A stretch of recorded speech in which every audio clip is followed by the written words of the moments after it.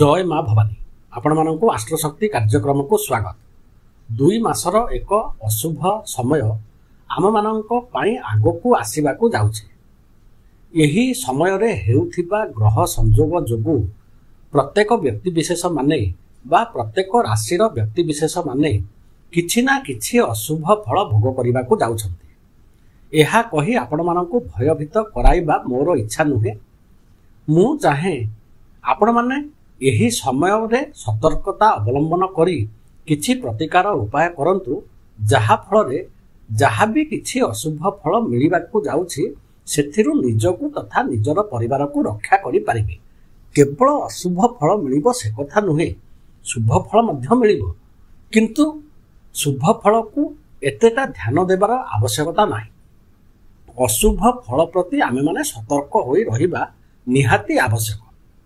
आज आमे माने एहारी उपरे आलोचना करिबा एवं कोन सरल सहज प्रतिकार उपाय अछि जाहाकू आमे माने कले एही समय रे जे अशुभ फल भोग करिबा को जाउछंती सेथिरु निजकू तथा निजर परिवार को रक्षा करि पारिबा।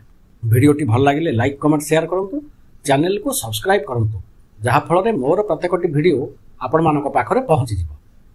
तीनोटी क्रूर ग्रह जगतर एक अशुभ स्थान रे एबे अवस्थान करिवे। मार्च मास 29 तारिख दिन शनि महाग्रह मीन राशि रे राहु महाग्रहंक सहित 2 मास धरी अवस्थान करी रहिबे। धर्मर मालिक शनि महाग्रहंकर एही राहु महाग्रहंक सहित अवस्थान जोगु अशुभत्व बहुत परिमाण रे बढ़ी जिवो। एही 2 क्रूर ग्रह प्रत्येक राशिर व्यक्ति विशेष माननकु किछि ना किछि अशुभ फल प्रदान करिवे एही 2 मास मध्यरे। एहा सहित मंगल महाग्रह जिए हेउछंती बल पराक्रम साहसर मालिक, जहांक बिना आशीर्वाद रे कोनोसी काम आमे माने ठीक रे करि पारंती नाही, सिए मध्य तांकर नीच स्थान रे एप्रिल मास 3 तारिख रु 2 मास जाए अवस्थान करी रहिबे। एही तीनोटी क्रूर ग्रह शनि राहु एवं मंगल महाग्रहंकर नीच भावरे अवस्थान 2 मास धरी हेबाकू जाउथिबारु प्रत्येक राशिर व्यक्ति विशेष माने बा प्रत्येक व्यक्ति विशेष माने किछि ना किछि अशुभ फल भोग करिबाकू जाउछंती।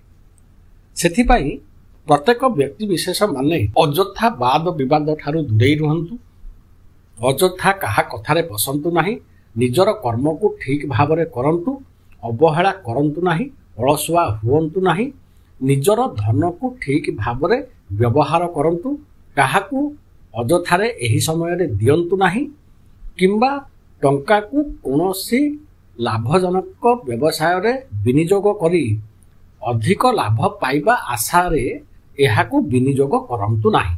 निजर स्वास्थ्य प्रति जत्न नियंतु, कोनोसी प्रकार असुविधा देखा गला क्षणी डाक्तरी परामर्श नियंतु। एहा सहित प्रत्येक राशिर व्यक्ति विशेष माने एही समय रे गोटे छोटिया सरल प्रतिकार उपाय करंतु, जहा फल रे एही तीनोटी क्रूर ग्रहंकर अशुभ फल को आमे माने कम करी शुभ फल को अधिक मात्रा रे पाई परिबा। सेही उपायटी हेला गुड़ राशि एवं नड़िया को नेई कोनोसी गाई से धला हेउ कि लाल हेउ किंबा कला हेउ तांकू खाइबा को दियंतु। एही 2 मास मध्यरे जेते अधिक थर आपण माने गाई को राशि गुड़ एवं नड़िया खाइबा को देबे सेते अधिक परिमाण रे आपण माने एही अशुभ फल को दूर करी शुभ फल को पाई परिबे।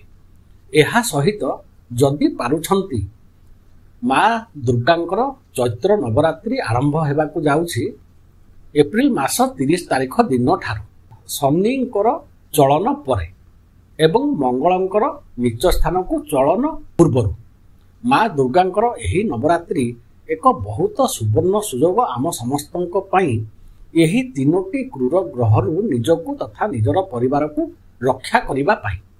माँ दुर्गांकर स्तुति जयंती मंगलाकाली भद्रकाली कपालिनी दुर्गा क्षमा शिवा धात्री स्वाहा स्वधा नमस्तुते।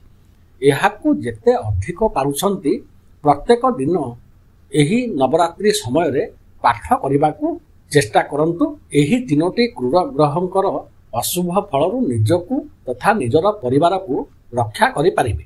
ଭିଡ଼ିଓଟି ଭଲ ଲାଗିଲେ ଲାଇକ୍ କମେଣ୍ଟ ସେୟାର କରନ୍ତୁ, ଚ୍ୟାନେଲକୁ ସବସ୍କ୍ରାଇବ୍ କରନ୍ତୁ, ଯାହାଫଳରେ ମୋର ପ୍ରତ୍ୟେକଟି ଭିଡ଼ିଓ ଆପଣମାନଙ୍କ ପାଖରେ ପହଞ୍ଚିଯିବ।